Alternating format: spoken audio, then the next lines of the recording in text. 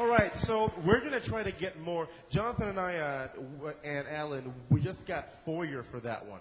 So Foyer really doesn't give you a lot to work on. So because we have these two guys on stage, we're going to try to get a bit more so we can become specific. Give us a genre of story, a style.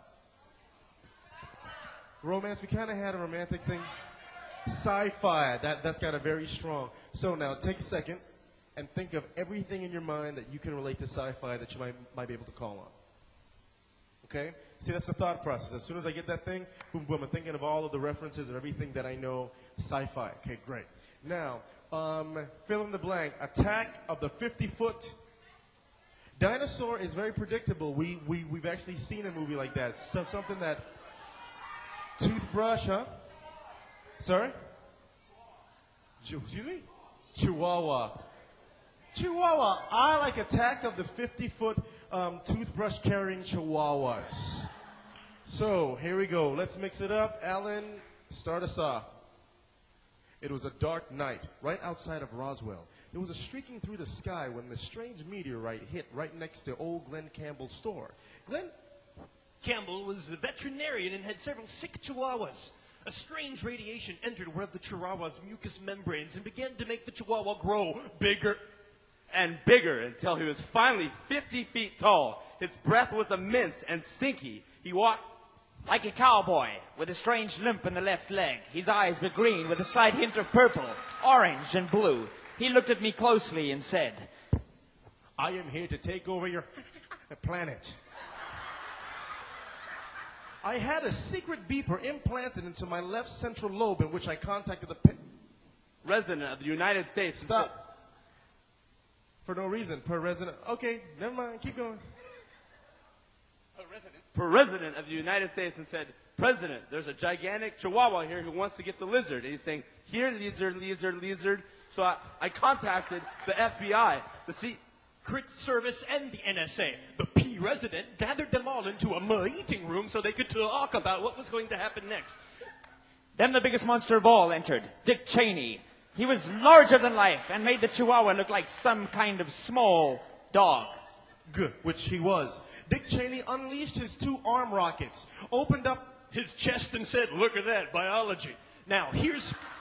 started to leak oil from his ears, and it smelled profusely. I ran and tried to stand as tall as I could to act as if I wasn't scared. I knew that if I did not defend myself right there and then, it would be the end of civilization as we knew it. So, I gathered the chihuahua and my Colgate toothbrush and said, Chihuahua, die. Crash gel, crash gel, crash gel. I said, we make golden teeth, we make golden teeth. I took him down using one mixture sodium, one mixture plaque, and lots of bacteria mixed in with the toothpaste. And suddenly, all I had left was a bad Drew Carey joke. It didn't work. It kept on standing, looked at me.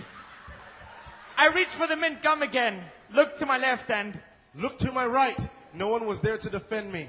I had to do it on my own. I used my gigantic hand to slap him across his face. He screamed loudly, looked at me, and his dying words were, ay, presito. No, es muerte, pela, perro.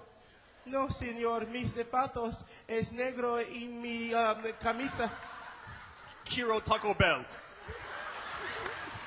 Let's hear it for him. Good job, man. Thank you very much, bro.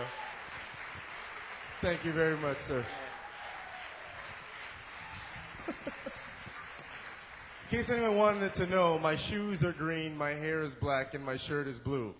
I watch a lot of Sesame Street, so I get a chance to learn some good Spanish.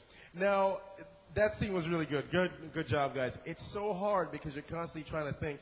But what you saw, we had a couple examples of gagging, where instead of moving forward, it's like, oh, blah, blah, blah, blah, like in the example of the Drew Carey joke or whatever that was. I couldn't quite understand it, and something that you said, and even something I did at one point. That's good in a game setting, but once again, I don't want you to get into any really, really bad habits. So continue to keep trying to move things forward. You can gag, but think of a gag that may be able to keep things going forward.